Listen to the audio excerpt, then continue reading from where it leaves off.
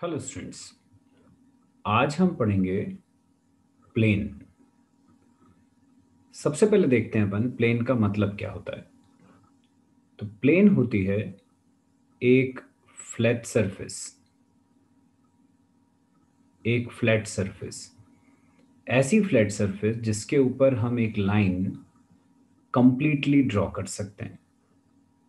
For example, जैसे ये एक फ्लैट सरफेस है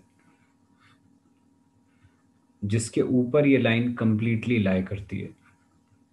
ये लाइन ए बी इस फ्लैट सरफेस पे पूरी तरह से लाई कर रही है। तो ये जो फ्लैट सरफेस है ये प्लेन कहलाती है। प्लेन का एग्जांपल, जैसे एक क्यूब का एक फेस हो गया, क्यूबॉइड का एक फेस हो गया। क्यूब या क्यूबॉइड का फेस मतलब उसकी कोई दीवार ले लो, जमीन ले लो, छत ले लो, ये सब प्लेन के एग्जांपल्स हैं। अब अपन देखते हैं कि यदि हमें एक प्लेन की इक्वेशन निकालनी है तो वो हम कैसे निकाल सकते हैं। किसी प्लेन की इक्वेशन निकालने के लिए हमें ये 4 कंडीशंस दी होनी चाहिए। First, second, third and fourth. देखें कंडीशंस क्या क्या हैं। पहली, यदि हमें नॉर्मल टू द प्लेन पता है और प्लेन का डिस्टेंस फ्रॉम द ओरिजिन पता है तो हम प्लेन की इक्वेशन निकाल सकते हैं। अब नॉर्मल टू द प्लेन का मतलब क्या होता है, जैसे इस फिगर में देखो, ये प्लेन है, ये उसके ऊपर बनाया गया परपेंडिकुलर है। तो ये जो परपेंडिकुलर बनाते हैं अपन ऑन द प्लेन, इसको हम बोलते हैं नॉर्मल। और यदि सपोज इस प्लेन का डिस्टेंस d है फ्रॉम द ओरिजिन 0 0 0 से, तो यदि हमें प्लेन का डिस्टेंस फ्रॉम द ओरिजिन पता है और प्लेन का नॉर्मल पता है तो हम प्लेन की इक्वेशन निकाल सकते हैं। ये पहली कंडीशन होगी। सेकेंड कंडीशन, यदि हमें प्लेन के ऊपर एक पॉइंट पता है और नॉर्मल के डायरेक्शन रेशियोज पता है तो भी हम प्लेन की इक्वेशन निकाल सकते हैं।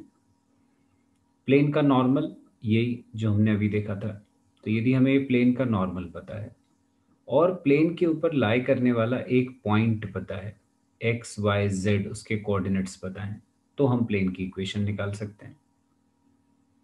थर्ड कंडीशन, यदि हमें प्लेन के ऊपर लाई करने वाले 3 पॉइंट्स पता हैं तो भी हम प्लेन की इक्वेशन निकाल सकते हैं। जैसे ये एक प्लेन हो गया और इसके ऊपर लाई करने वाले 3 पॉइंट ए बी और सी के कोऑर्डिनेट्स हमको पता हैं तो भी हम प्लेन की इक्वेशन पता कर सकते हैं।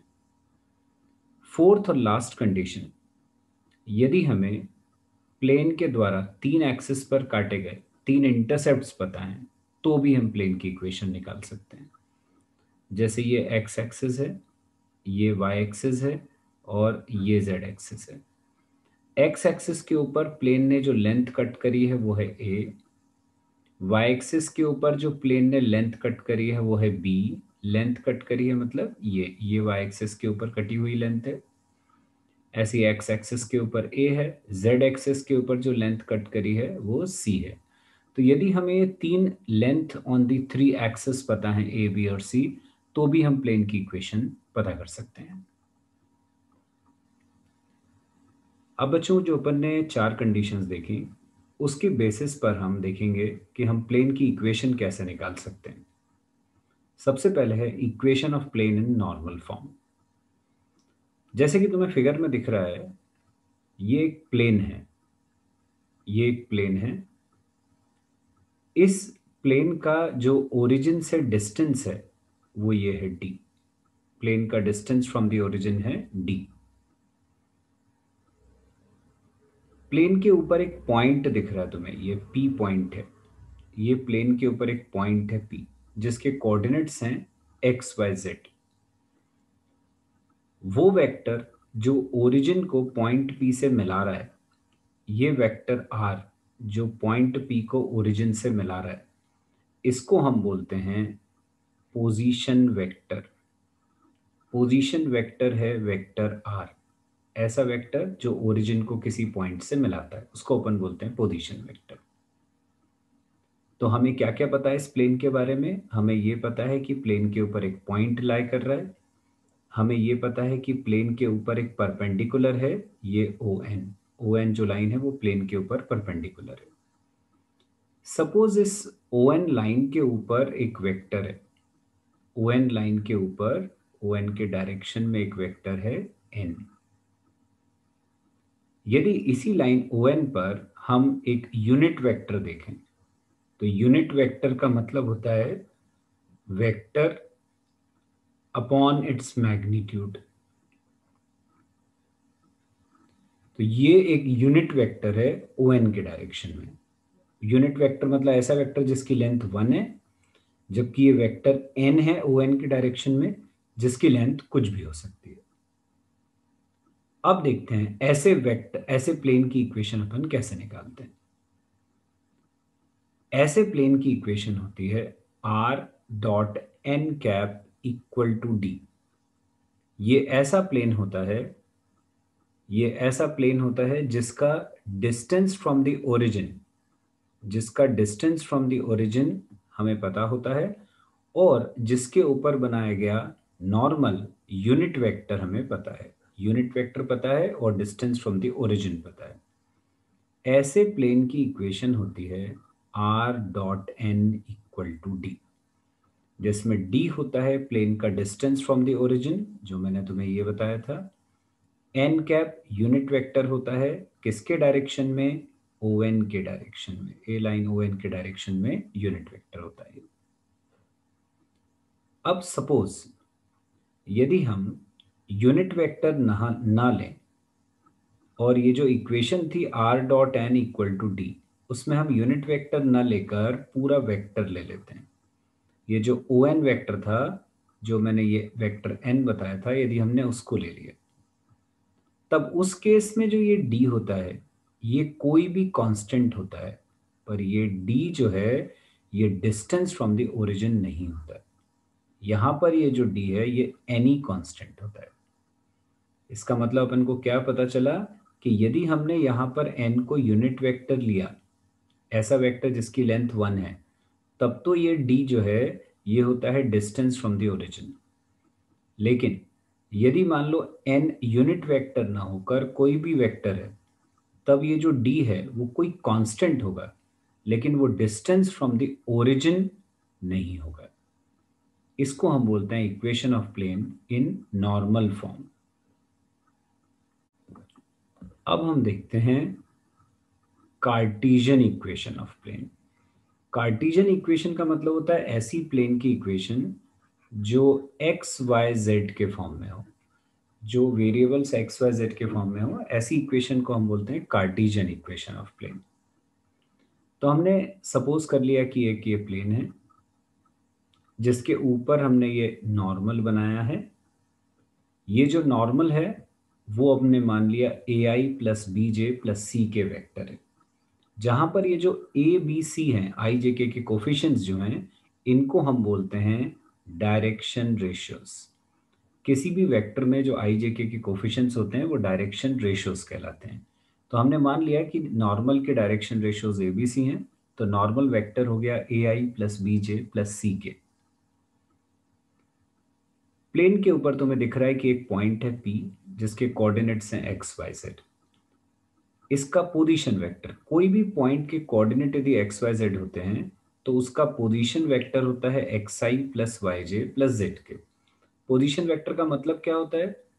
ओरिजिन को किसी पॉइंट से मिलाने वाला वेक्टर, इसको अपन बोलते हैं उस पॉइंट का पोजीशन वेक्टर।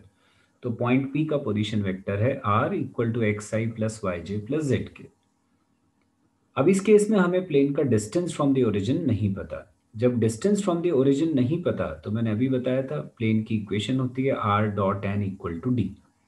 यदि हम यहाँ पर एन वेक्टर लिख रहे हैं, इसका मतलब कि d is any constant, d कोई भी कांस्टेंट है। और जब अपन प्लेन की इक्वेशन को r dot n cap equal to d लिखते हैं, तब ये जो डी है ये होता है डिस्टेंस फ्रॉम द ओरिजिन, तब ये डिस्टेंस फ्रॉम द ओरिजिन होता है। पर अभी हम एन वेक्टर लिख रहे हैं, मतलब डी इज एनी कांस्टेंट। अब इसमें r की जगह पर हम ये वैल्यू रख देंगे r की, जो हमने ये लिखी हुई है। n की जगह पर ये n वेक्टर लिख देंगे, जो हमने ये लिखा हुआ है। तो ये हमने r की जगह r की वैल्यू डाली, n की जगह n की वैल्यू डाली, इक्वल टू d कांस्टेंट है। बस अब दोनों का डॉट प्रोडक्ट, तो हमने पढ़ा है डॉट प्रोडक्ट में i वाला कोफिशिएंट i वाले से इंटू हो जाता है, तो x इंटू a हो जाएगा ax। j वाला कोफिशिएंट j से मल्टीप्लाई हो जाता है, तो b into y. Similarly c into z. ये आ गई प्लेन की equation, ax plus b y plus c z equal to d. क्योंकि इक्वेशन एक्स वाई जेड के फॉर्म में आई है, इसीलिए हम इसको बोलते हैं कार्टीजियन इक्वेशन ऑफ प्लेन। अब बच्चों हम इसके ऊपर बेस्ड एक क्वेश्चन सॉल्व करते हैं। क्वेश्चन है, find the vector equation of plane which is at a distance of 6 upon under root 29 from the origin, and its normal vector from the origin is 2i minus 3j plus 4k. Also find the Cartesian equation. मतलब क्या क्या दिया हुआ है हमें, ये जो 6 upon under root 29 है,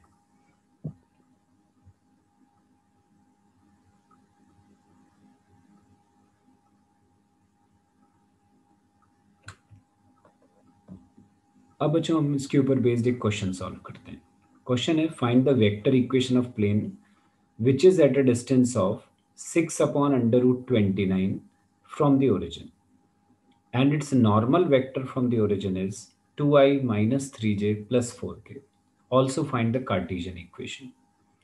मतलब क्या क्या दिया हुआ है, तो ये डिस्टेंस दिया हुआ है कहाँ से, फ्रॉम द ओरिजिन। तो ये प्लेन का डिस्टेंस पता है हमें from the origin. Normal vector from the origin is this, plane के ऊपर बनाया गया जो नॉर्मल वेक्टर है वो ये है। हमें प्लेन की वेक्टर इक्वेशन निकालनी है, ये वेक्टर इक्वेशन भी पूछी है और कार्टेशियन भी पूछी है। तो वेक्टर फॉर्म और कार्टेशियन फॉर्म दोनों चाहिए। अब हमें पता है कि जब हमें प्लेन का डिस्टेंस फ्रॉम द ओरिजिन पता हो, तब हम प्लेन की इक्वेशन ये वाली यूज करते हैं, r dot n cap equal to d, जहां पर एन कैप जो है वो होता है नॉर्मल यूनिट वेक्टर। तो हमें क्वेश्चन में ये जो नॉर्मल वेक्टर है ये तो दिया हुआ था, ये क्वेश्चन में नॉर्मल वेक्टर तो दिया था, पर उसको पहले यूनिट वेक्टर में चेंज करना पड़ेगा। अब हमें पता है कि यूनिट वेक्टर निकालने का फॉर्मूला होता है वेक्टर एन अपॉन उसका मॉड। तो ये हमने जो वेक्टर एन था उसको लिया 2i minus 3j plus 4k, उसको उसी के मॉड से डिवाइड कर दिया।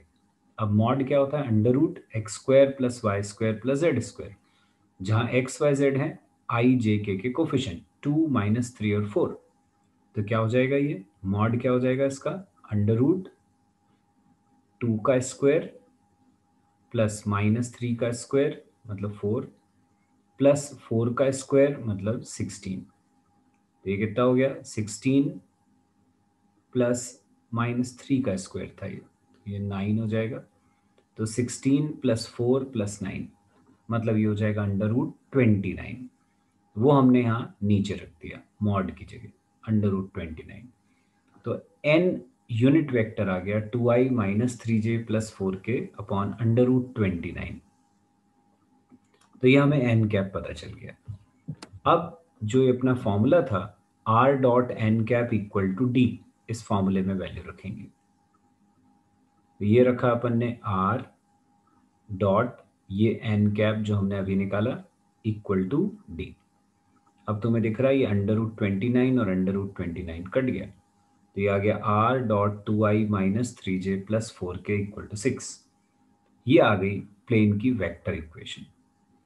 अब हमें इसी वेक्टर इक्वेशन को कार्टेशियन फॉर्म में बदलना है।